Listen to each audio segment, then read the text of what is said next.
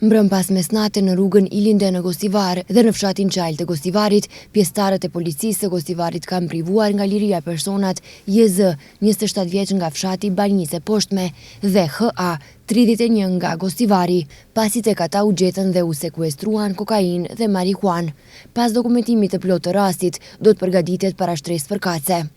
Dje në orën 17:45 në pikën e pagesës rrugore në autostradën Tetov-Gostivar, pjesëtarët e policisë së Gostivarit kanë privuar nga liria personin IA, 31 vjeç, nga fshati Qellopek i Tetovës. Gjatë kontrollit me radar është konstatuar se ai po drejtonte mjetin tip Golf me targa të Tetovës me shpejtësi prej 151 km/h në vendin ku shpejtësia maksimale e lejuar është e kufizuar në 80 km/h. Pas dokumentimit të plotë të ngjarjes, ndaj tij do të ngrihet padi sipas nenit 297A të kodit penal, drejtimi pa kujdesshëm i mjetit motorik. Dje në ora 16:20 në sektorin për punë të brendshme Tetov, një grua 39 vjeçare nga Tetova ka denoncuar se është mashtruar për shumën prej 280 eurosh nga personi AK nga Serbia. Sipas denoncimit, personi e ka kontaktuar në një aplikacion celular dhe i ka thënë se dëshiron të dhurojë një shumë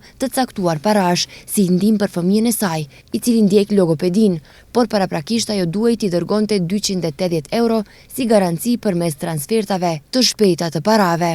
Siç është denoncuar, pasi ajo e ka bërë këtë, personi ka kërkuar edhe më shumë para, pas së cilës ajo ka kuptuar se ishte mashtruar, po merren masa për zbardhjen e rastit. Dje në ora 19:50 në sektorin për punë të brendshme Tetov, një grua 43 vjeçare nga një fshat i Tetovës ka denoncuar se ish partneri i saj, Ed, 30 vjeç nga një fshat i Gostivarit, e ka ndjekur dhe shqetësuar për një periudhë të gjatë kohore, ndërsa më datë 28 dhjetor 2025 e ka sulmuar fizikisht dhe e ka drejtuar kërcënime ndaj saj dhe familjes së saj. Pas dokumentimit të plotë të rastit, do të vijojë kallëzim përkatës. Dje në ora 15 zyrtar policor nga sektori për punë të brendshme Tetov kanë privuar nga liria personin BP, 47 vjeç nga një fshat i Tetovës, duke vepruar sipas një denoncimi paraprak se më datë 31 dhjetor 2025, rreth orës 18:20 në shtëpinë familjare, ka sulmuar fizikisht bashkëshorten e tij, 45 vjeçare.